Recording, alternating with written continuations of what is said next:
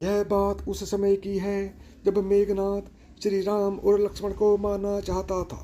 युद्ध के दौरान उसने सारे प्रयत्न किए, लेकिन वह विफल रहा।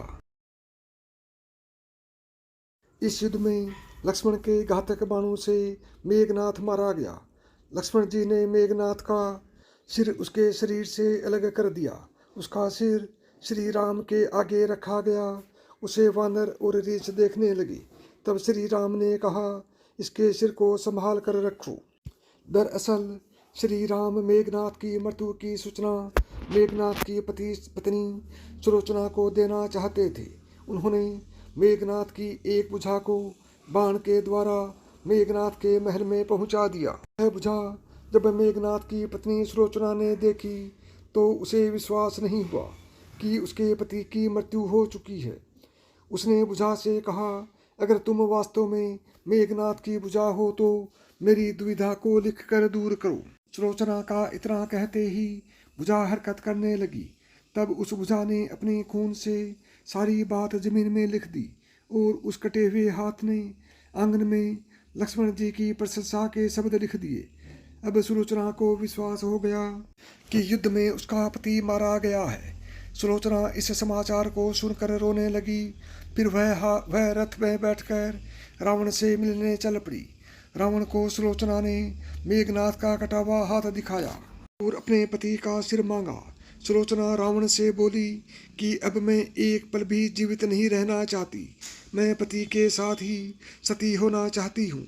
तब रावण ने कहा, पुत्री 4 घड़ी प्रतीक्षा करो, मैं मेघनाथ का सिर शत्रु के सिर के साथ लेकर आता हूँ।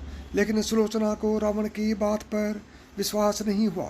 तब सुलोचना मंदोदरी के पास गई। तब मंदोदरी ने कहा, तुम राम के पास जाओ, वह बहुत दयालु है। सुलोचना जब राम के पास पहुंची तो उसका परिचय विभीषण ने करवाया। सुलोचना ने राम से कहा, हे राम, मैं आपकी शरण में आई हूँ। मेरे पति का सिर मुझे लौटा दें ताकि मैं सती हो सकूं। राम सुलोचना की दशा देखकर दुखी हो गए। उन्होंने कहा कि मैं तुम्हारे पति को अभी जीवित कर देता हूँ। इस बीच उसने अपनी आप बीती भी सुनाई। सुलोचना ने कहा कि मैं नहीं चाहती कि मेरा पति जीवित होकर संसार के कष्टों को भोगे। मेरे लिए सौभाग्य की बात है कि आपके दर्शन हो गए। मेरा जन्म सार्थक हो गया। अब जीवित रहने की कोई इच्छा नहीं। राम के कहने पर सुग्रीव मेघनाथ का सिर ले आए, लेकिन उनके मन में यह आशंका थी कि मेघनाथ के कटे हाथ ने लक्ष्मण का गुणगान कैसे किया।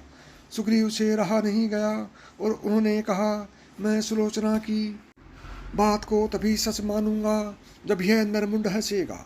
सुलोचना के सतीत्व की यह बहुत बड़ी परीक्षा थी। उसने कटे हुए सिर से कहा, हे स्वामी, जल्दी हंसिए, वरना आपके हाथ ने जो लिखा है उसे ये सब सत्य नहीं मानेंगे। इतना सुनते ही मेघनाथ का कटा सिर जोर जोर से हंसने लगा। इस तरह सुलोचना अपने पति ही की कटे हुए सिर लेकर चली गई। तो साथियों, यदि आपको यह कहानी पसंद आई हो और आप इसी तरह की कहानियाँ सुनना चाहते हैं तो अभी मिधांस की कहानियाँ यूट्यूब चैनल को सब्सक्राइब करें। जय